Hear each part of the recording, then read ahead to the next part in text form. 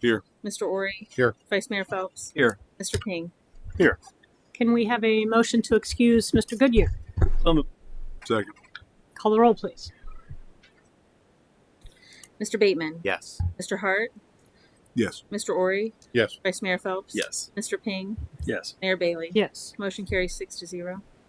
Welcome, everyone. With us tonight, we have our Assistant City Manager, Chris Weinich, Clerk of Council, Misty Clark, Dave Kennedy, City Manager, City Solicitor for the evening, Jeff Levine, and City Chief of Police, Michael Gabrielson, former Council Member Todd Osborne. Welcome, everyone. Get right to it. First order of business is American Legion Post 256.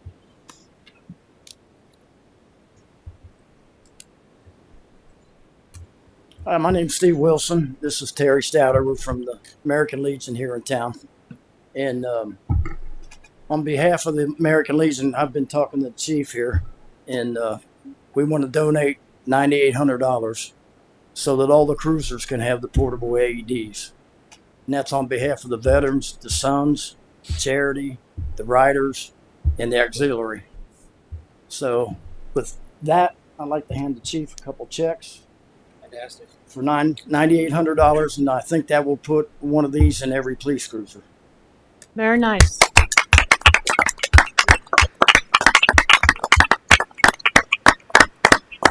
Yeah, Mr. Wilson is correct. Terry, first off, No, you good? Okay. What? Sure, This is your rodeo. you had your opportunity. We're better at giving money than we are talking. Yeah, we want to thank the Legion for this. You are correct. This will we did have 4 AEDs. We had to move them between cruisers. They would often, forget to leave them behind when they go out on a call. So, and the important thing about this is that with this, we're able to buy the same model that we currently have. This makes it all consistent. The last thing you want in an emergency is have one model versus another model. So this will give us 7 more, so 11. Every marked car will have one of these. So we really do appreciate it. We're just as likely to use it on one of our, us as we are any of the citizens. So we're very fortunate to have this, and thank you very much. Hopefully, you're right. Hopefully, we never have to use them. Absolutely, but they're here. Thank you. Thank you so much. Thank you to the American Legion. Can we get a picture? Yeah, council members, come on.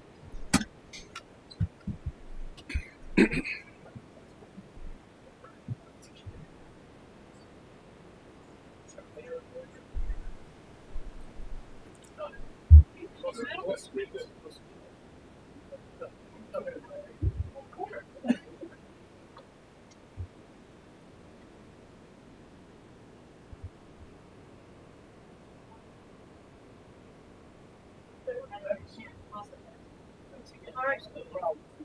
Thank you, sir. Thanks, Steve.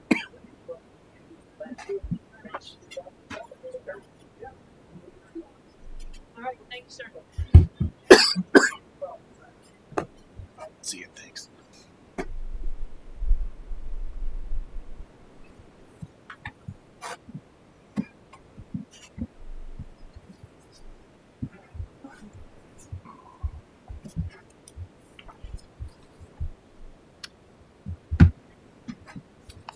All right, next is review and approval of the minutes from the March 11th meeting. Are there any changes, corrections to that?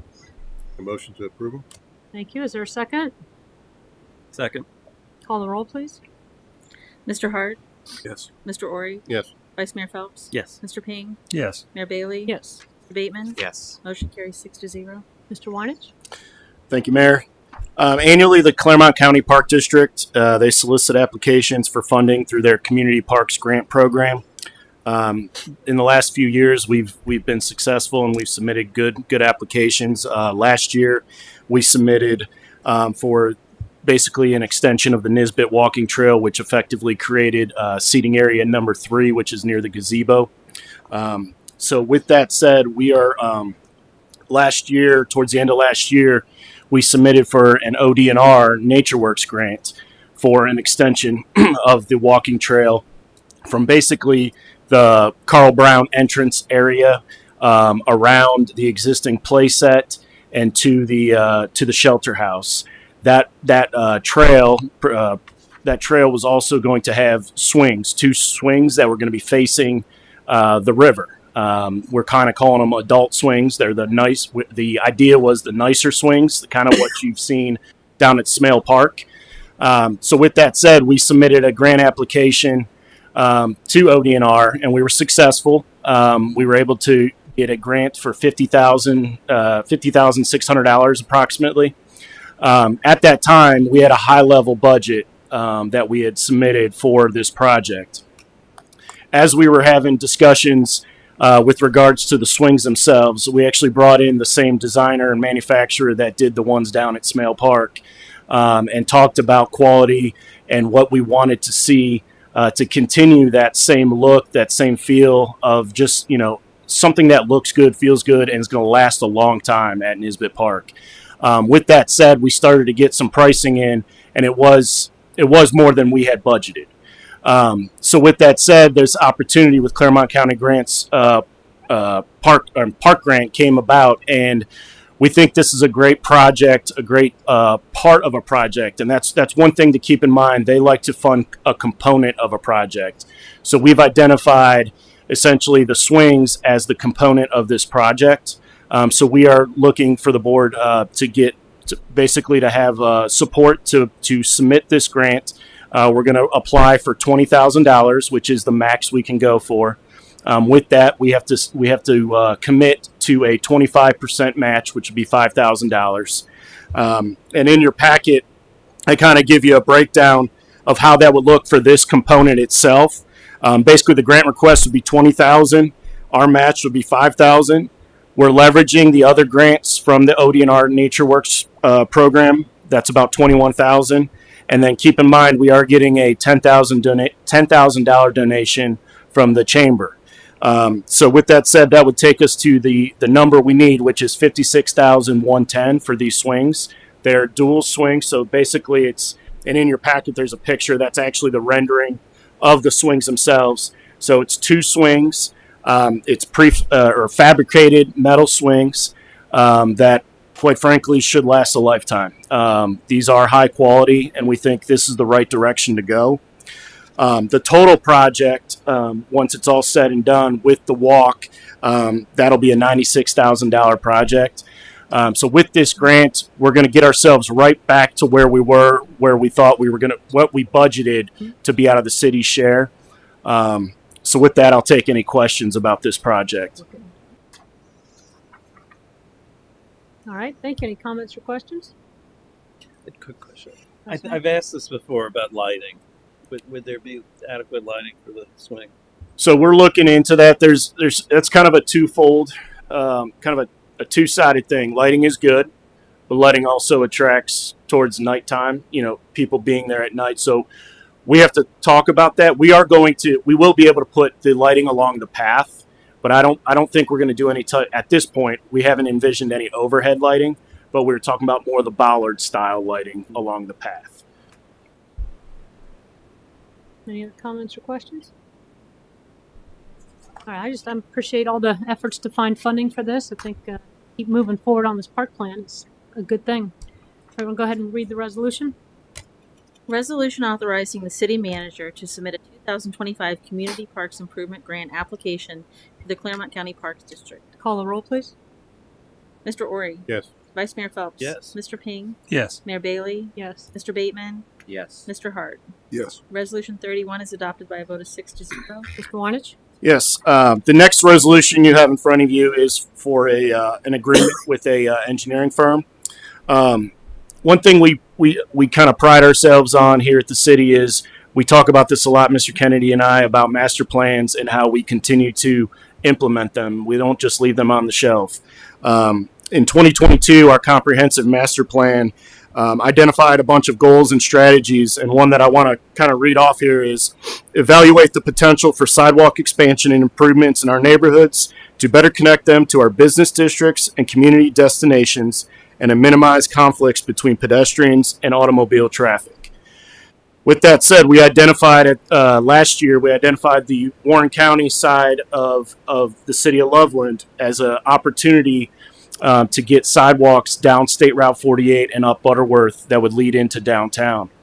We were successful last year in securing a systemic safety funding grant through ODOT, which basically is a 90-10 split. So 90% coming from federal, 10% from local. So that took us, that portion of the project was from on State Route 48 from approximately Blossom Hill to Butterworth. And we had a gap still from up Butterworth to the rest of the subdivisions in Warren County. We went out and we were successful again in getting OKI grant money. Not quite as good of a breakdown. It's a 65-35 federal local match, and it is that portion does have to be 100% funded through local for the engineering portion.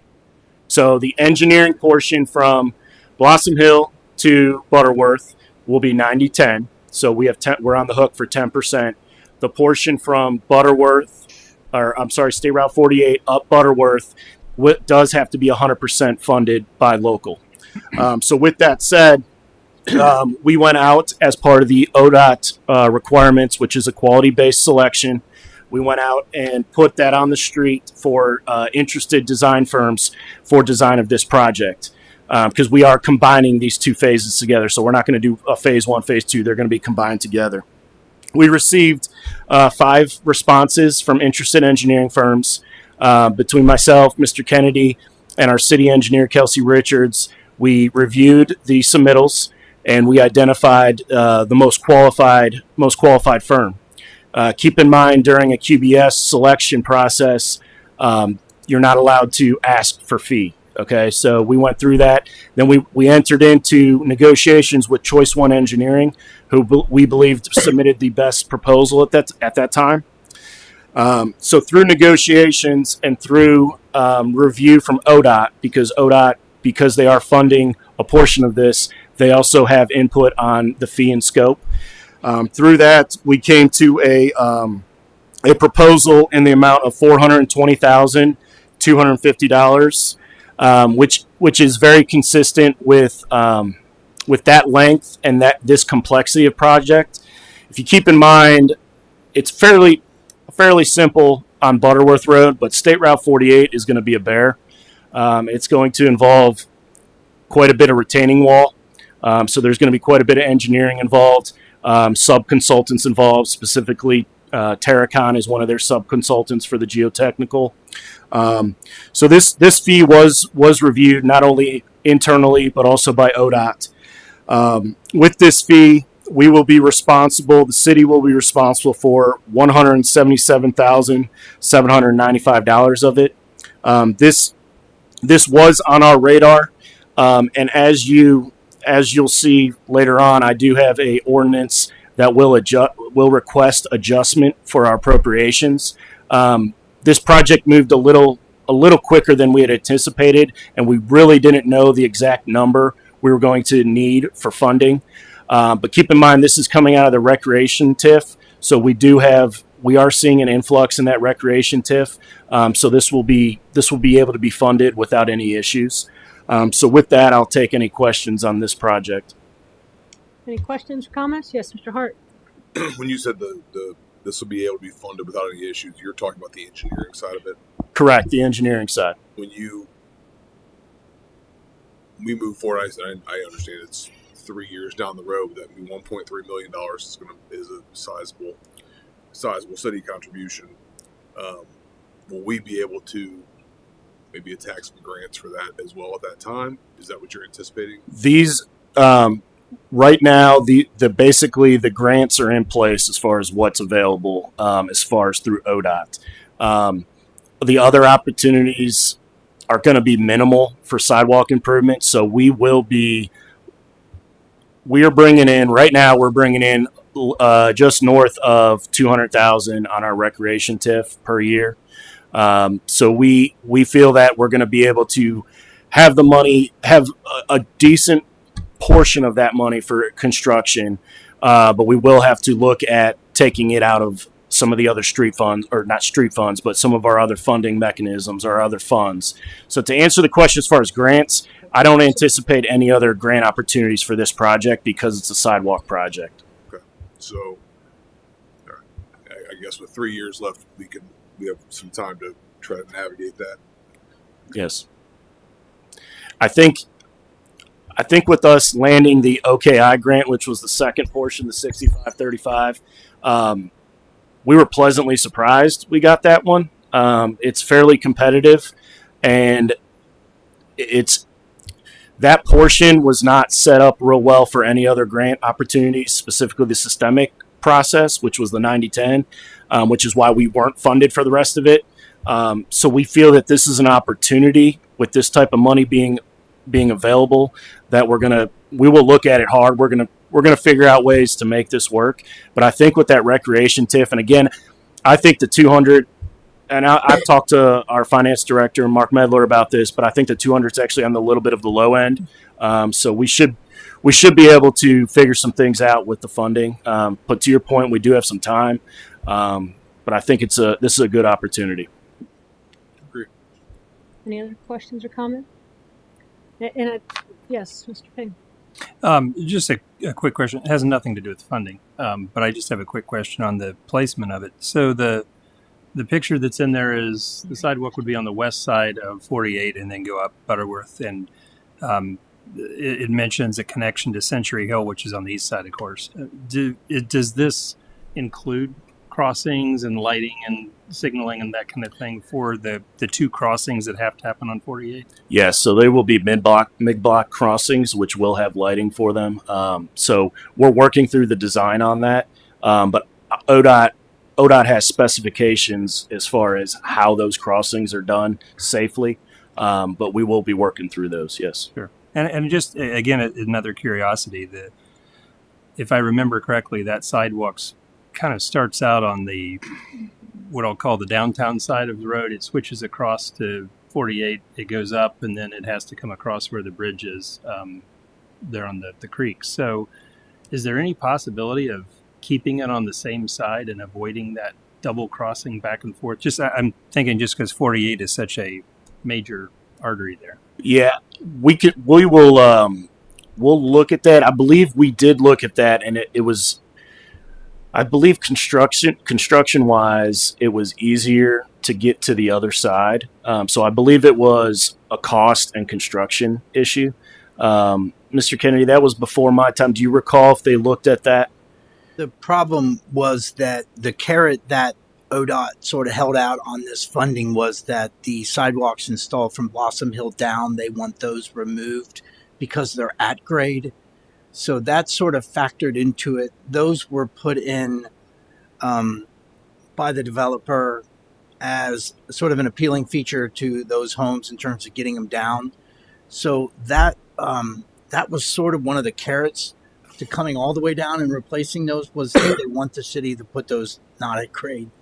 And but I don't remember exactly what was the process as far as going back and forth. I think part of it was as you get closer to Butterworth on the east side, or I guess it'd be southeast side of 48, it begins to fall off quite a bit there. There's that guardrail, and it starts to fall off. So I think at some point you were going to have to cross, and this was the safest location to cross. Right. And on the other side, you have a narrow space to work with where the bridge is over to Lyons, I think it is. But yeah, I wanted to bring it up only because obviously we're creating, if you are coming down from up in that area, you're going to cross 48 at least twice in order to stay on the sidewalks, and they're not signaled crossings, they're the mid-block crossings. Correct. So it's just, if that, I think it would be good to make that part of any engineering study, is just to see if there's some way to work around that. I doubt that there is, but I'm sure they'll try, and that would be definitely worth it, I think, for what we're seeing here. Thank you. One other note that will be brought to council at some point. I'm working with Joe on how this is done properly, but we are looking to reduce the speed limit on Butterworth Road from the city limits to State Route 48. We had discussions with ODOT about that, and it will actually, if we reduce that speed limit, it allows us to be a little more flexible with that sidewalk going up Butterworth, meaning we can get closer. We can get closer to Butterworth. There doesn't have to be as much of a buffer, and that's basically less of a right-of-way take, or less of a need to be, to the east there. So you'll be seeing that at some point once Are you we talking get. about the speed limit on 48? No, on Butterworth Butterworth. Road. On Butterworth Road. Yep. From what to what would it go? The speed limit. Yeah. It'd be the city limit. So it'd be just north of Butterworth Glen, all the way. So once you hit the city limits, 25. it would ratchet down to 35, down to State Route 48. What is it now? 45. Any other comments or questions? Just a follow on to the funding, that the recreation TIF that we're talking about, that's all generated from Chimney Hill, Chimney Ridge, Blossom Hill, Chimney Ridge. So from Chimney Ridge, which we have to really supposed to be spending it, at least some relation to where it's coming from, Absolutely. correct? And this Yeah. would seem to be a perfect fit for that. In full transparency, the general fund is deferring its paybacks on the bond service for the recreation TIF bond to help fund this, and then once the project is funded, the balance, as that recreation TIF continues till 2038, it will then be focused almost all towards paying back the general fund. But if you look at the whole purpose of what a TIF is for, those funds are supposed to be spent to benefit the people paying it, which is Chimney Ridge. So, Chris, it's a great use of the funds, and it couldn't have come at a better time. It really couldn't have. Well, and it's a good story, I think, for Brandywine and Butterworth Glen too, up there, because they had a field, but if it were just a field, we wouldn't have money for these sidewalks. Mm-hmm. Chimney Ridge is what's driving that. So, okay, go ahead and read the resolution. Resolution awarding the professional design and engineering service contract for the State Route 48 and Butterworth Road sidewalk project to Choice One Engineering. Thank you. Call the roll, please. Vice Mayor Phelps? Yes. Mr. Ping? Yes. Mayor Bailey? Yes. Mr. Bateman? Yes. Mr. Hart? Yes. Mr. Ori? Yes. Resolution 32 is adopted by a vote of 6-0. Chief. Thank you, Mayor, Vice Mayor, and Council. House Bill 315 was signed into law January 2nd, 2025, enacting approximately 150 changes to the Ohio Revised Code. One key change to Section 149.43, which is the availability of public records for inspection and copying, would require council action by resolution to impose a fee for providing video records maintained by the police department. Section 149.43 already defines what constitutes a public record, outlines the process for obtaining records, places restrictions and limitations on the process, and establishes fees that may be collected for providing these records. The recent update allows agencies to collect fees to help offset the rising costs associated with producing video records. In signing the bill, Governor DeWine stated, and I quote from him, "Law enforcement body-worn cameras and dashboard cameras have been a major improvement for both law enforcement investigations and accountability. However, I am sensitive to the fact that this changing technology has affected law enforcement by often creating unfunded burdens on these agencies, especially when it comes to the often time-consuming and labor-intensive work required to provide them as public records. Requests for video records are not uncommon for our agency, and the complexity of Ohio Revised Code 143.43, specifically in determining what is or what is not a public record, cannot be understated. Governor DeWine's characterization of the time-consuming and labor-intensive process involved in providing these records is very accurate. A 1-hour video often takes 3 to 4 hours to retrieve, download, review, redact, seek legal advice on, and produce a final record. Anecdotally, currently, we are working on, LPD staff is currently processing records, video records from a single incident which involved multiple officers. This incident involves video footage containing sensitive content such as victims, juveniles, medical information, and a healthcare facility, all of which require additional scrutiny to ensure compliance with the Ohio Revised Code. Preparing these 5 videos for release will take staff over 20 hours for this single request. House Bill 315 allows agencies to to recover some of the costs associated with providing these records. Some of it is in part due to the increased number of requests from entities that in turn monetize the videos commercially that they receive. The fees outlined in House Bill 315 are limited to the actual cost of processing the records, with a cap of $75 per hour and a total maximum of $750 total, regardless of the time it takes staff to prepare and provide the record. City staff supports the council's approval of this resolution as written, and I'm happy to answer any questions the council may have on this. Any questions? Am I correct that not that long ago we actually put a person on staff whose primary one of their primary activities was just to take care of this sort of thing because it's grown in such a way that there's a lot more requests and a lot of time that this takes. Is that right? Yes, when we when we added body cams, there was a grant received for a part-time staff member. She is there 5 days a week, and this is one of her primary jobs that she does come in. Now, as everyone is aware with small agencies, nobody wears just a single hat. So she's also our primary point of contact, answering phones and as people come in the mornings. But so this specifically, for her to come in on this single event, if she worked everything she works, out of the 25 hours that she works a week, she'd be able to get one request done for the week and nothing else. So it is definitely, that is her primary function. And then in addition to that, it's not just relying on her as a single staff member. We have to have somebody then go back through and double check their work, or they'll divide it up and they all double check to make sure that we are compliant. We want to make sure that we're compliant. There are a number of laws out there, specifically Marcy's Law, which was a recent change, that a lot of the protected information, victim information, protected information, that we don't want to release that information. Even just a glimpse of the inside of someone's home or inside of a medical facility, that all has to be redacted out. So it is a very labor-intensive process to do this, and with the availability of them, each officer now has a body cam. All the cars are issued, have cameras in them. So, like I said, a single incident, a single traffic stop actually has 3 different camera angles because we have two videos in the car plus the officer's camera. So, and does she and the other staff is there special training to know how to comply with all of these regulations, or is it just something that's more you're training them as part of staff training? No, we do send all of our staff to public records training and ongoing training because it does change every year.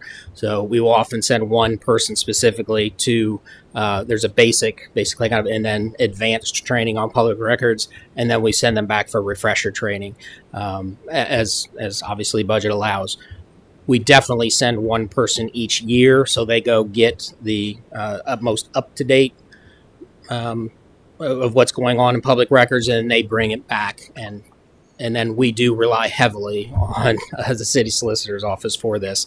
I would say we probably, if not daily, probably multiple times a week, we're in conversation with the city solicitor's office about public records requests that we get to make sure that we are compliant. And one last question. There's an obvious underlying concern here of just the blocking of access to information by someone that doesn't have financial resources, perhaps, or that kind of thing. And I'm just curious: is there any provision in House Bill 315 that would allow some sort of waiver issued by you as the police chief if felt that was something that should be done, or is it just it has to be the flat rate for everybody? There is, as it's written, the resolution, just approves the fees. The city manager actually has the ability to waive any fee. So if we did have that, we're still working on the actual process for this, what our actual policy is going to be. And just to be completely transparent about this, there are actually a number of changes that have already been, and actually a federal lawsuit was filed, or a lawsuit was filed in the Cleveland area, I believe, specifically about some of the concerns that you have. So I expect changes from this, but it would definitely, because of the costs that are associated with it, we do need to attempt to recoup some cost and limit. There are, if you watch, YouTube and there's TV shows on cable, or people are monetizing this and they're making a lot of money, and they're getting all of these records for free currently. Yeah, no, it certainly makes sense. It's not a 2 cents a copy Xerox of 10 sheets. Correct. So yeah, it makes perfect sense. It's just, the lawsuit you mentioned is, I guess the first thing that popped in my mind is how long is it before we have legal fees of someone challenging this? So if it's already working its way through the system, it kind of, and if Mr. Kennedy can waive it, that kind of offsets that concern, I guess, to satisfaction, at least in my mind. Thanks. Yes. Bateman. Thanks for those questions, Mr. Ping. I appreciate the perspective because my mind is going there as well. I support this for all the reasons you mentioned, Chief. But I'm just curious, where did we get the sort of the rate and the cost as indicated in Section 1, not to exceed 75 per hour of video produced, nor 750 total? I think those are good terms, and as you said, those might change. But I'm just curious what the source of those was. Yeah, that's directly from the House Bill 315 that was put before the state and was ultimately signed by the governor. That came from them. Obviously, it's actual cost, so we'll have to sit down. Those are just maximums. Those are Right. caps. I'm not saying that is going to be, but I can tell you that specifically with this, the one case that I just were, over 20 hours, we probably would be at that $750 limit. Wow. Okay. Thank you.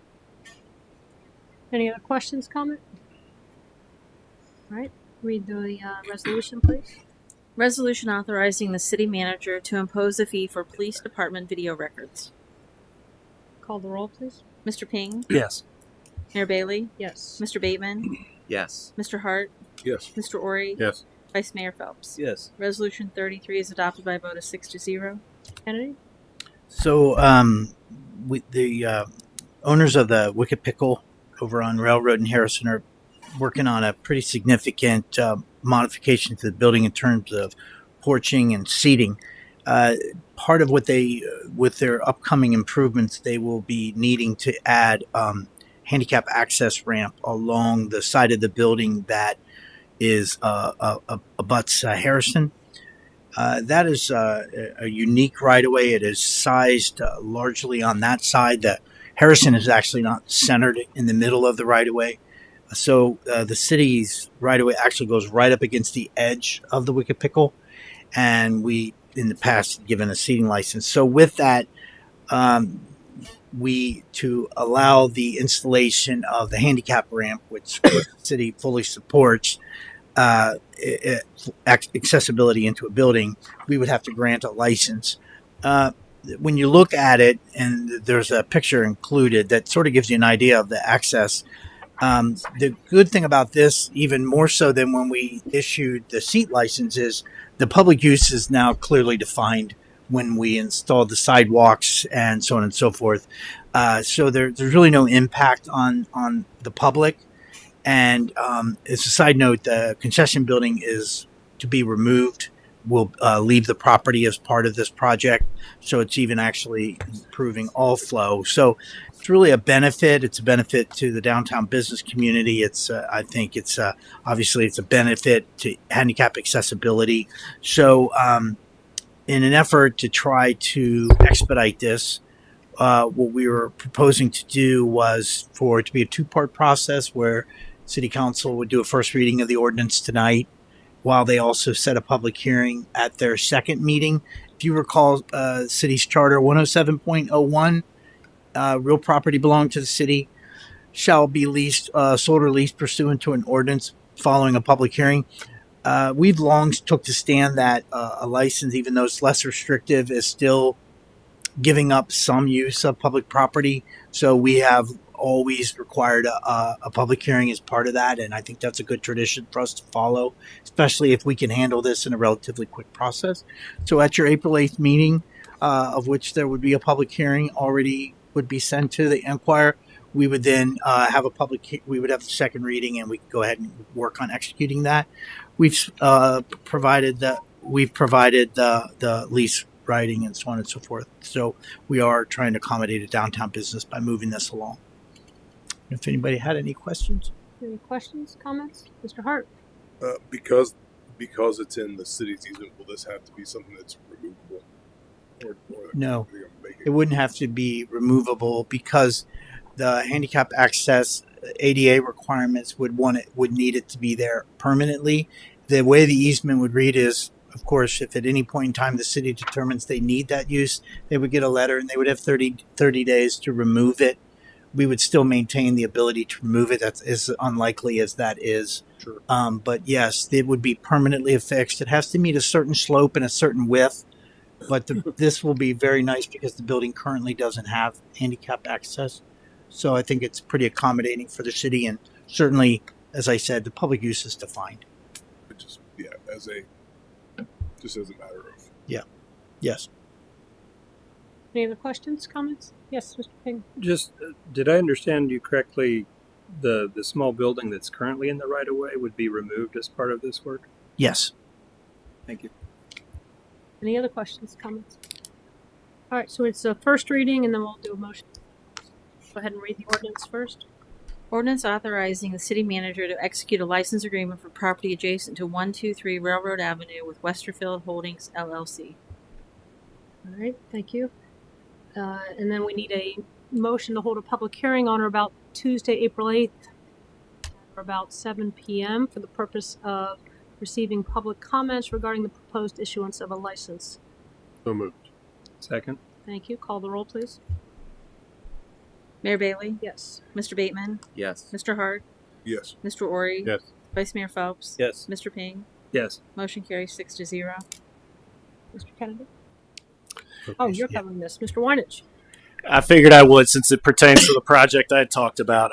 This is an ordinance, so take a single reading. This is a supplemental appropriation. By Ohio Revised Code, we are required to establish our fund appropriations high enough to pay our expenses for the year, but low enough to ensure that we don't spend more money than we have. These approved budget appropriations and revisions are submitted to Hamilton County to ensure compliance. The current budget for the recreation land TIF, as I spoke earlier about the project with Choice One, was currently budgeted too low. We are asking to increase that to increase it by $178,000 to cover the expenses through the end of 2025. All right. Any comments or questions? All right, want to go ahead and read the ordinance?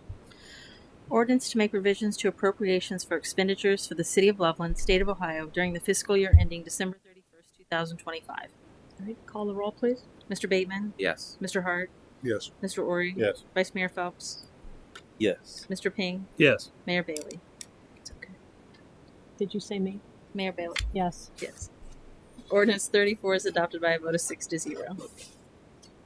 Thank you. Mr. Kennedy?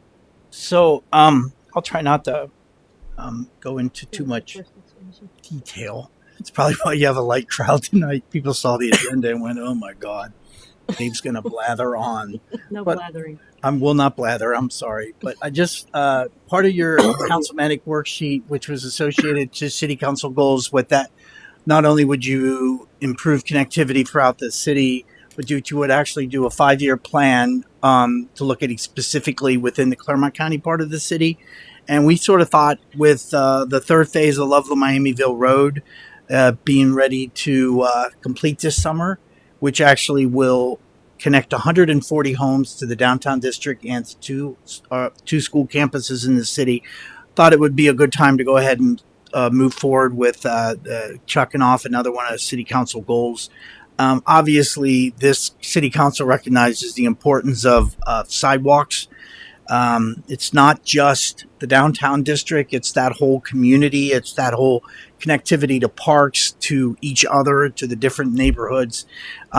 So one of the first things that was occurred is the mapping of all of the existing sidewalks in the area. And just real briefly, we chose the area of which we largely call the southeastern portion of Claremont County. We're not forgetting the East Loveland area, but the East Loveland area has already received preliminary engineering, and we've already identified a funding source to complete that, which will take us up the north side of the Grail property while this plan would include components that would take us up the south side.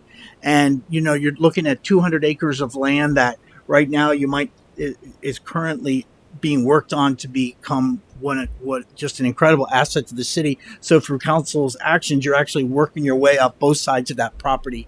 So the OPWC is a great option for East Loveland. So first thing we did was we looked at all of the sidewalks, and it was real quick to see the pattern here. And that is the fact that the newer subdivisions, of which there's 7, all have sidewalks. All but White Pillars have sidewalks that go right to the main thoroughfare, to the entrance. We've already spoke to the White Pillars. They would certainly work with the city at such time. We also identified an area back in 2005 where the city installed curbs. It was a pretty significant project. So after we looked at that, you can clearly start to see the gaps, the older areas, the Wakefields, the Walkers, the Williams, and the older parts of the town. But the ace in the hole for this whole plan is the main thoroughfares. Broadway, East Broadway, and now Loveland Miamiville Road really makes this a doable plan because you've already got the main thoroughfares in place. So from there, the staff sort of looked at a 5-year process to begin installing sidewalks that will fix that connectivity. While it won't do all of it, a lot of thought went into how we would do this area. And before we do that, I think it's important to note, if you look at since City Council made this a council goal, which largely came out of the input you received from the comprehensive plan. The comprehensive plan, and I like to think that you had 2 big components that came out of the comprehensive master plan: work on Loveland Madeira Road and create connectivity for our residents. And both of them are in the works. Chris works almost every day on Loveland Madeira Road, and sidewalks are going in, and actually in all 3 counties. Chris talked about what's getting ready to happen in Warren County in a few years. That'll be 400 homes will be connected to the downtown. In Hamilton County, Osage is ready to go. We'll go start probably in April. Bellwood just had a grant submitted for it, which would connect the Heights to the Loveland Madeira Road Business District and the elementary school. And of course, in Claremont County, you're getting ready to do your 3rd and final phase of Loveland Miamiville Road. Quick math, little fun facts. By the end of 2025, the city will have expended over $1.7 million in new sidewalks and installed 3,300 linear feet of sidewalk just since 2023. That's looking at projects that are funded, basically, and ready to go.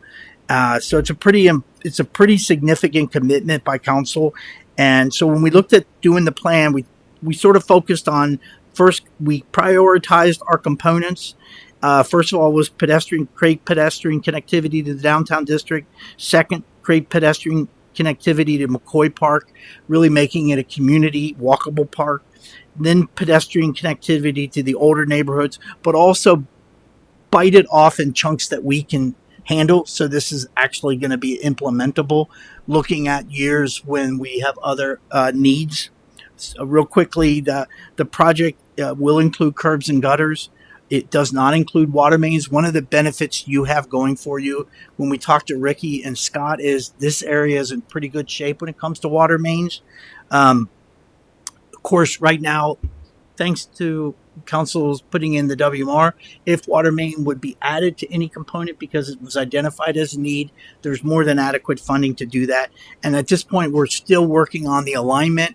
We would anticipate on Oak, we will try to have the alignment be on the McCoy Park side, that way the crossings will be at the intersections rather than requiring mid-block crossings to get into the park. But we're still saying that that's still yet to be determined because you really want to have the least impact on a resident.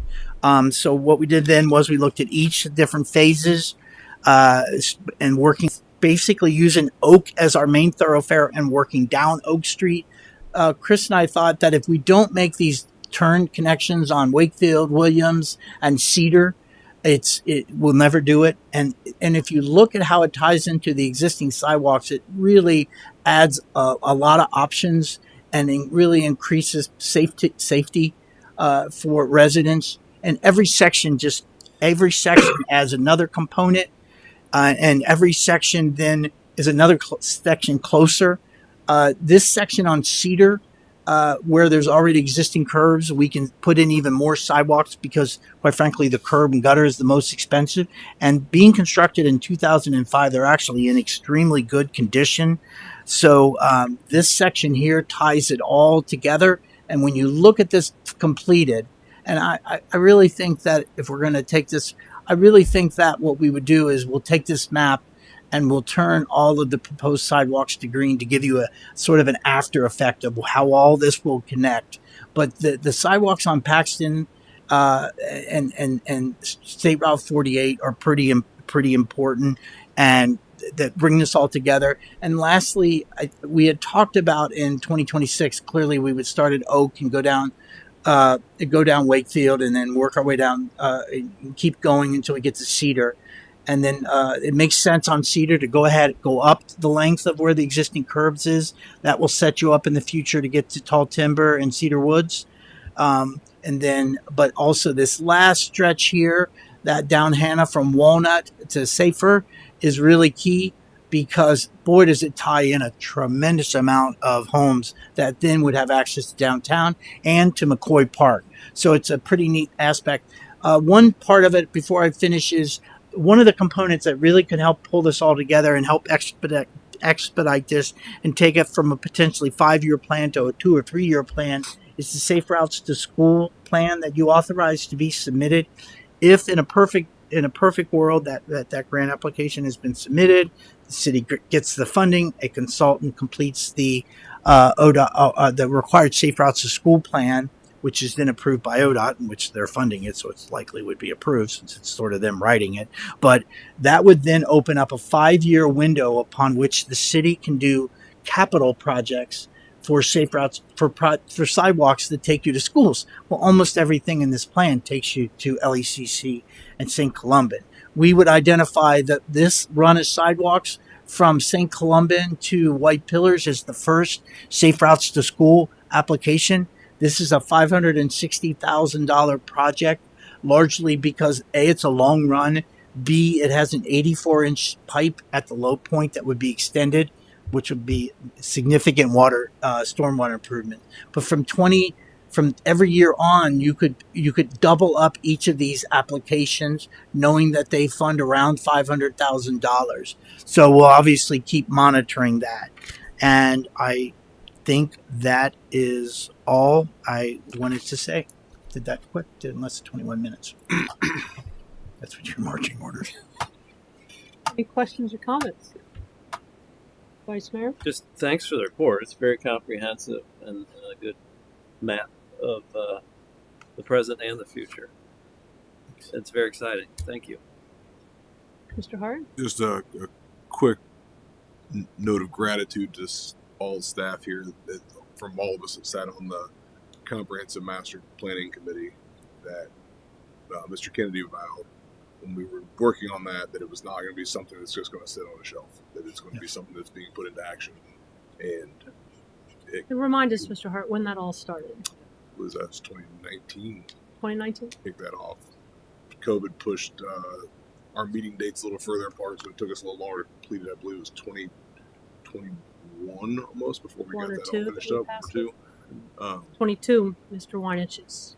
So yeah, the amount of traction and work and dollars, both from grant and city contributions, have been put into this, putting that plan into action over the last several years is really it's really gratifying as a person who's sat on for all of us that sat on that committee, to watch our staff continue to put huge amounts of effort into it and making it come to fruition. Thank you. Any other comments? All right, I know Mr. Kennedy, and I'm sure others put a whole lot of time into this, and I think it's pretty impressive. So thank you for your efforts. You don't need anything from us, right? It's just if council at some point in time wants to make it a formal plan, I kept calling it a draft. I think what you let it do is you let it percolate amongst the public and see if we get any input, and I'll bring it back to you if we do. All right, sounds good. All right, Chief. I think do you have anything you want to highlight on this awesome annual report you gave us? Thank you, Mayor. No, I just wanted to get this out, release it to City Council first before we made it available to the public. Just want to thank the support of. None of this work could be done without the support of council, city staff, and obviously the citizens. It's truly a team effort, and then our staff. We've worked diligently throughout the year to improve. Our goal every day is just to make Loveland a little bit better every single day, as your own goal is. And I think we're definitely doing that. We're starting to chip away at, parking and traffic. That's what, that's what I hear the most about. So we're starting to chip away at it. It's going to take some time, but we're out there. I hope that you've seen the officers out there. You've probably had a chance to interact with them, maybe a little bit more than you did in the past. But we're definitely getting out. We're visible. We're in the community. We're out there. We're a partner with the community in every way. So I just want to thank you for that, and I'll be glad to answer any questions about the information that is contained within the report. Anybody have any questions about the report? Comment. Just it's really a great report, and it's well presented. And I just commend you for putting it together, because it's pretty impressive what our community has done and how we're policed and everything. Just, Thank you. Anyone else? I would echo that, Chief. It's a very impressive report, and I think we're all really happy with you being at the helm of the police department. I think you do a great job and are a great leader, a right man at the right time for the department, and certainly a department that I think we're very proud of. Thank you. Appreciate it. Mr. Ping, are you pointing to him? Comment. Oh, I just had a comment, but I looked over I'm you. I'm down here with nobody else. I looked your way. Please, Mr. Ping, speak.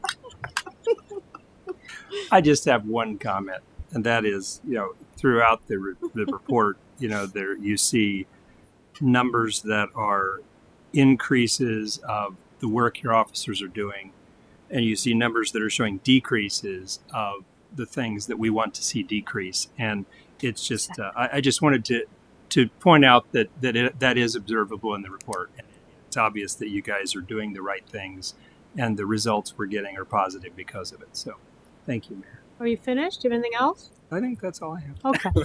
Anyone else? Okay, great. Now, Mrs. Clark. Sure. The city's been working with students from Tigers Inc. To help them plan a Reds watch party on April 19th. They want to hold the event in Nesbitt Park near the big seating area that was recently installed, and raise money to help benefit the Steve Kenyon outdoor classroom.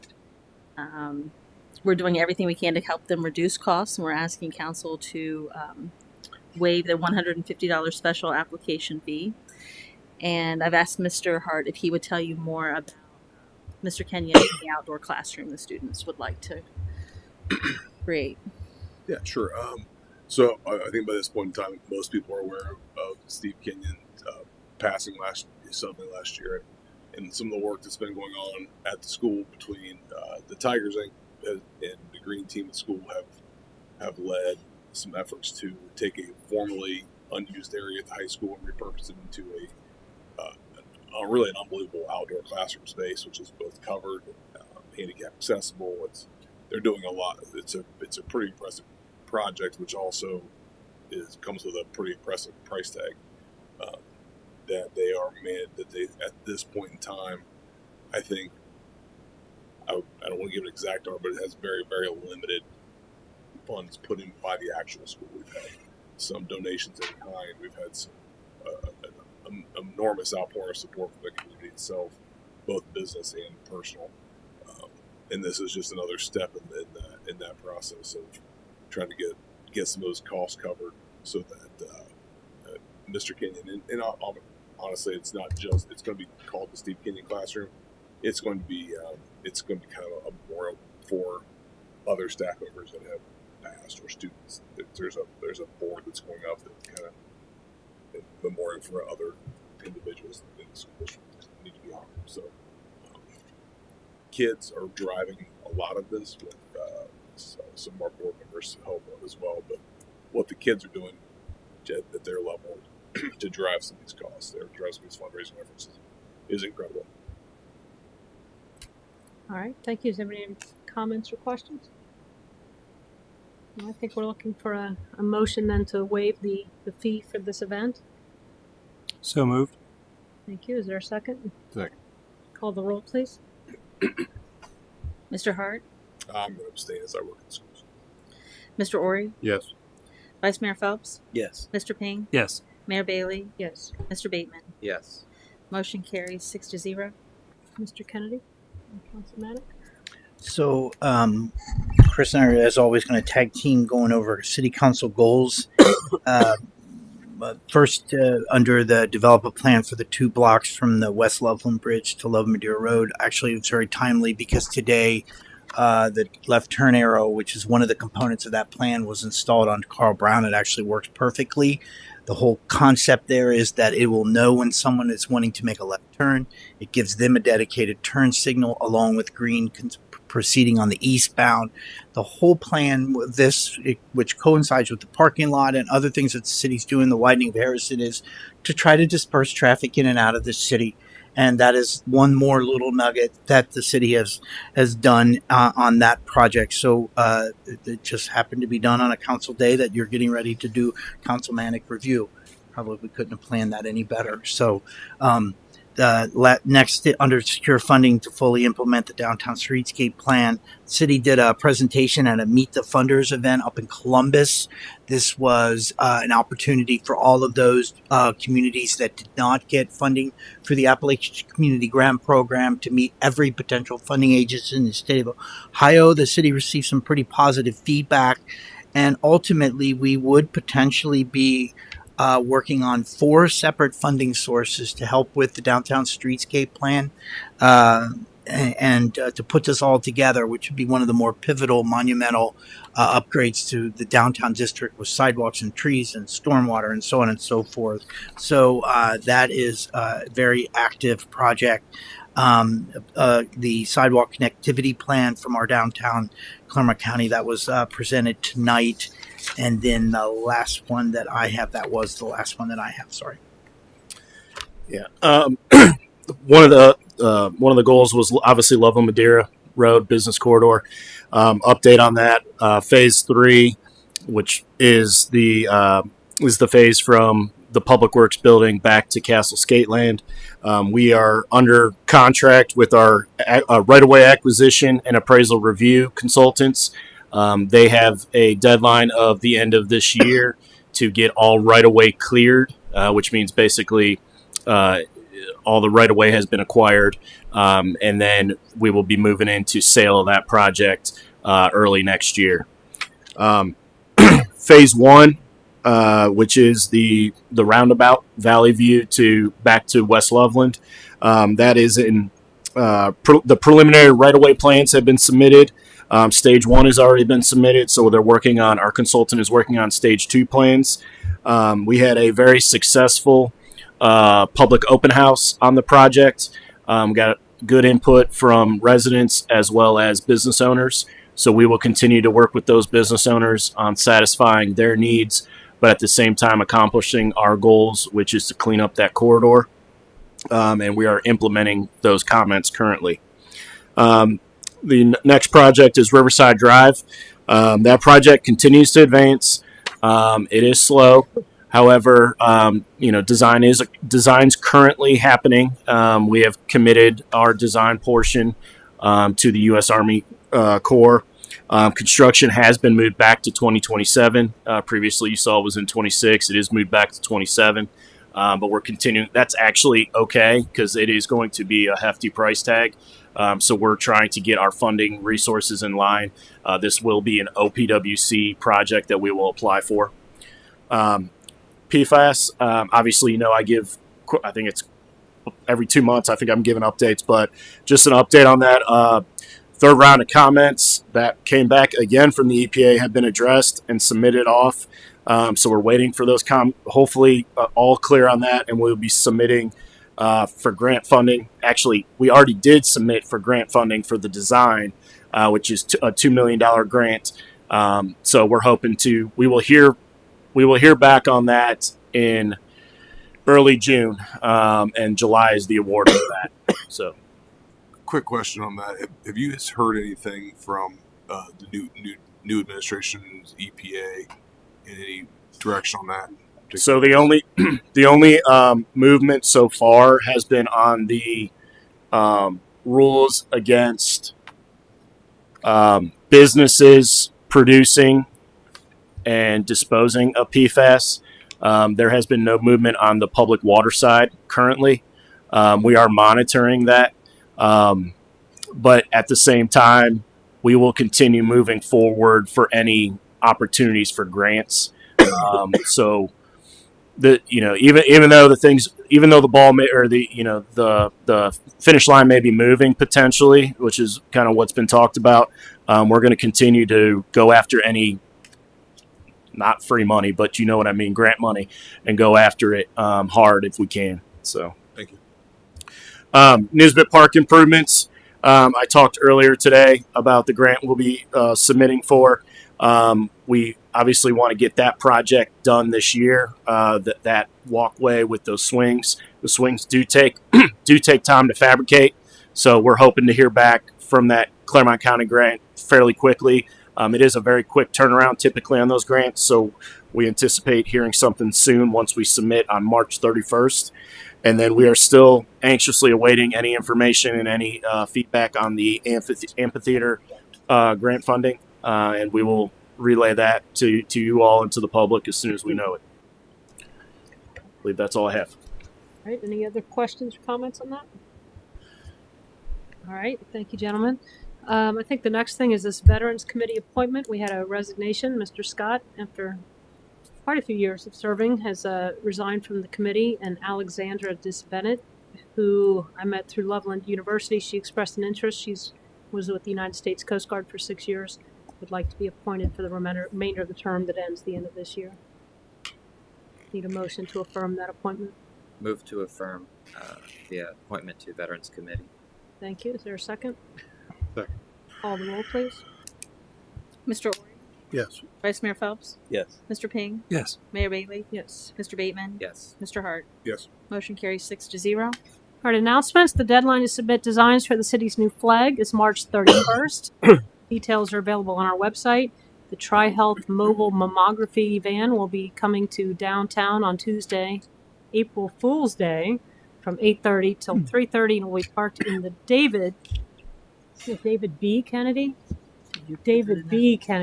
parking lot behind City Hall. Does anyone else have any announcements of any kind? All right, then I think we need someone to make the motion to go into executive session, please. I'll move that we go into executive session 121.22G under Ohio Revised Code section 122G1 to consider the compensation of a employee. Thank you. Is there a second? Second. Call the roll, please. Vice Mayor Phelps, Yes. Mr. Ping, Yes. Mayor Bailey, Mr. Bateman, Mr. Hart, Yes. Mr. Ori. Yes. Motion carries 6-0.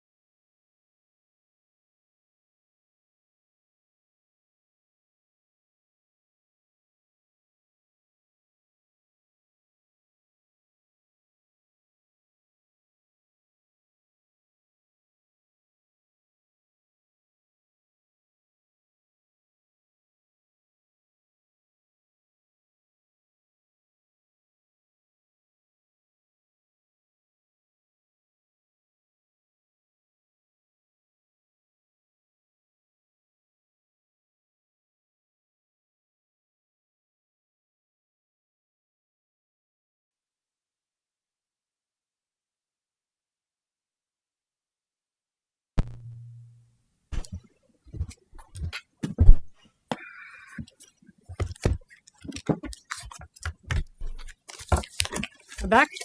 All right, it's 8:20. We've returned from executive session. Can we have a motion to adjourn? So moved. Is there a second? Call the roll, please. Mr. Ping, Yes. Mayor Bailey, Yes. Mr. Bateman, Yes. Mr. Hart, Yes. Mr. Ori, Yes. Vice Mayor Phelps. Yes. Motion carries 7-0.